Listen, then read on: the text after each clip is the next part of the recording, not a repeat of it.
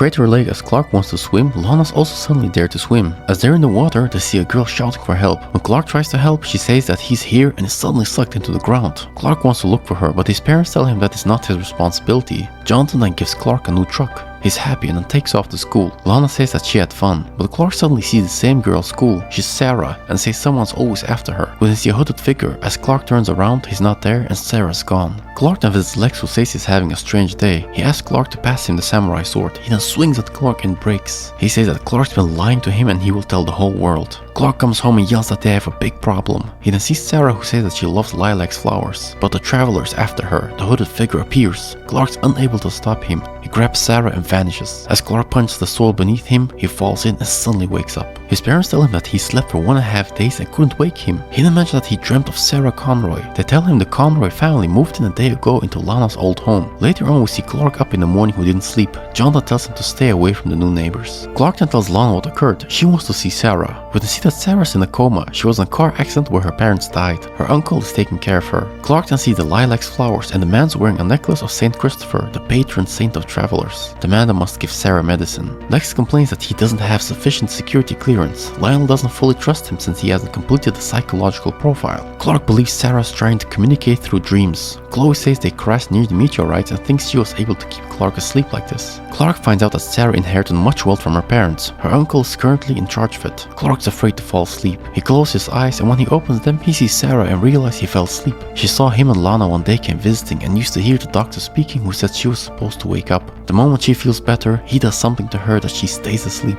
She is then pulled back and taken away by the traveler. Later on, Clark comes to bring flowers for Sara. He then breaks open the cabinet containing the medicine. The man finds out. As Clark's driving back, he's sleepy. When he sees Sara in the car, he fell asleep and crashed the truck in real life. Jonathan drags Clark out and they realize he came from the Conroys. In the dream, Sara starts running away, but Clark tells her that if she keeps him in the dream, he can't help. She's then dragged into the water and he jumps in. As her uncle's about to give her an injection, Lana tells him they know what he's doing. The man that attacks injects her. Sara says that Lana's in trouble. The traveler appears menacingly and says he'll never win. He grabs Clark and throws him away. Clark tells her to stand up to him. He then seems to be weaker. Clark fires at him and he explodes. He wakes up and speeds to help Lana. He finds her phone. The man has put her in the car and is trying to make it seem like an accident. Clark scans everything and hurries to catch the lighter. The man then hugs a tree. Lex will go to a psychiatrist for the tests. He wants to have a good relationship with his father. Clark then visits Sara in the hospital. He brings Lilac's flowers. She says that he's special and he shouldn't push Lana away.